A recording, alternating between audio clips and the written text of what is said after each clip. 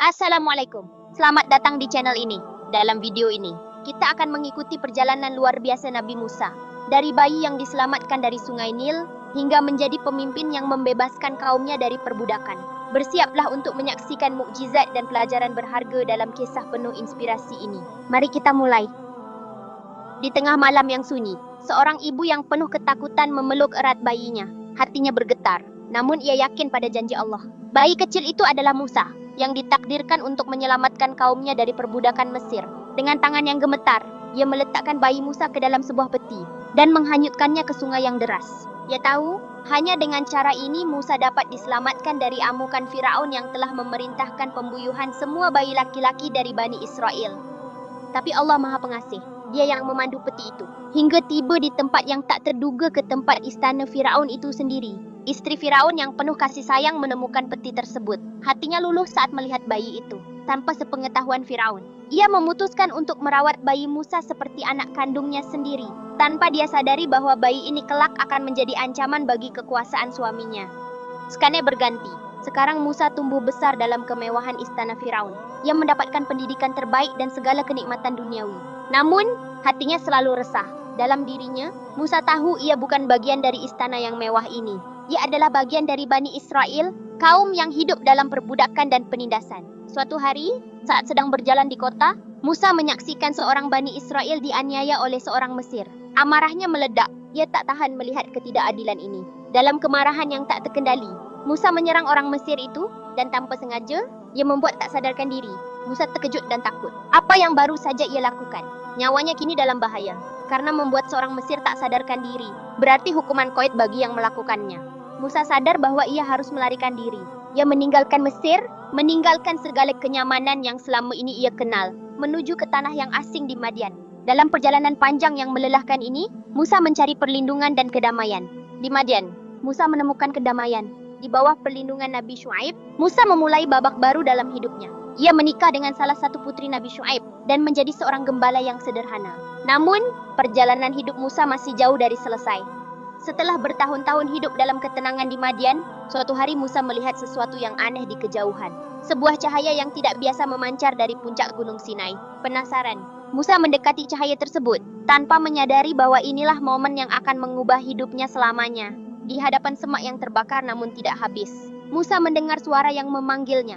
Itu adalah suara Allah, yang memberinya tugas besar untuk menjadi utusannya dan menyelamatkan Bani Israel dari penindasan Firaun. Wahai Musa, aku adalah Tuhanmu, tanggalkanlah kasutmu, karena engkau berada di lembah suci tua. Aku telah memilihmu, dengarkanlah apa yang akan diwahyukan kepadamu. Di saat yang penuh kekhusyukan ini, Musa menerima wahyu dari Allah.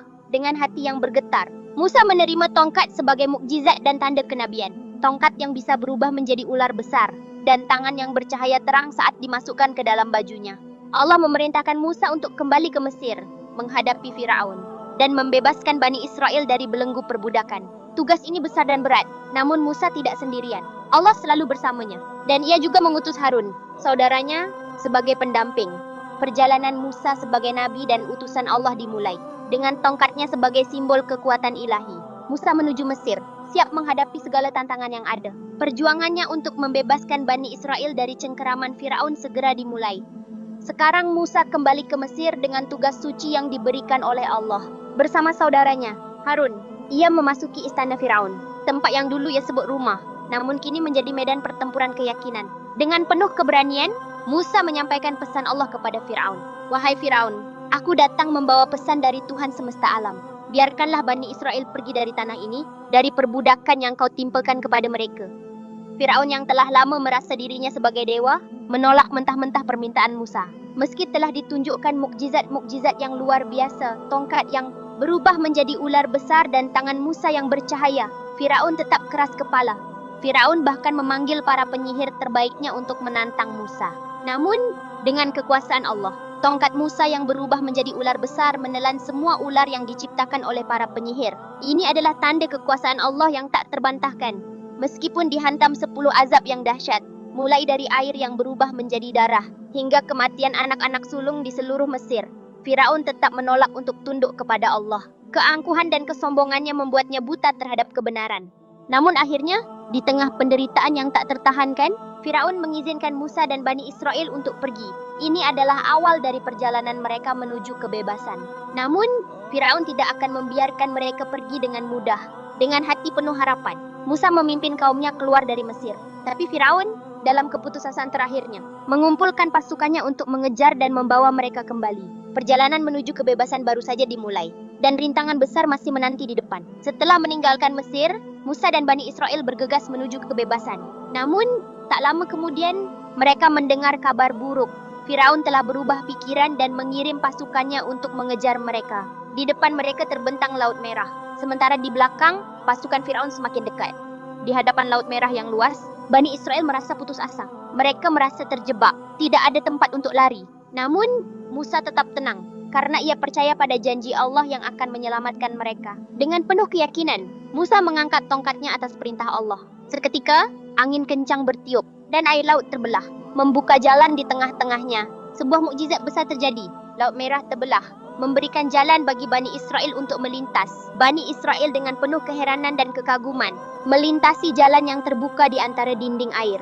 Mereka melangkah dengan cepat, meninggalkan Mesir dan pasukan Firaun di belakang mereka. Dengan satu gerakan tongkat Musa, laut yang terbelah kembali menyatu, menelan seluruh pasukan Firaun di dalamnya. Mereka yang tadi mengejar dengan penuh kesombongan, kini tenggelam dalam kedalaman Laut Merah. Firaun yang angkuh akhirnya tewas, dan kekuasaannya berakhir dengan tragis. Israel akhirnya selamat, bebas dari perbudakan Mesir. Mereka berdiri di tepi pantai, memandang laut yang tenang dan menyadari besarnya kekuasaan Allah. Perjalanan mereka menuju tanah yang dijanjikan masih panjang. Namun dengan mukjizat yang baru saja mereka saksikan, mereka yakin bahwa Allah selalu bersama mereka. Pemirsa, perjalanan ini adalah perjalanan iman. Musa, seorang yang dipilih Allah sejak dalam buayan, telah melalui begitu banyak ujian, tantangan, dan keajaiban. Dari bayi yang diselamatkan dari arus sungai Nil hingga menjadi pemimpin yang membelah Laut Merah dengan izin Allah. Setiap langkahnya adalah bukti cinta dan kuasa Allah yang tiada tara. Tapi di balik semua mukjizat dan keajaiban itu, yang paling berharga adalah pelajaran yang diberikan Allah kepada Musa dan kaumnya. Pelajaran tentang kesabaran, keteguhan hati, dan keyakinan yang tak tergoyahkan. Karena iman sejati tidak hanya terlihat dalam kemudahan dan kemenangan, tetapi juga dalam kesulitan dan penderitaan. Inilah sepenggal cerita tentang perjalanan Nabi Musa AS. Semoga dengan cerita ini kita bisa mengambil maknanya dan menjadi orang-orang yang beriman. Terima kasih, jangan lupa like dan subscribe-nya untuk cerita selanjutnya.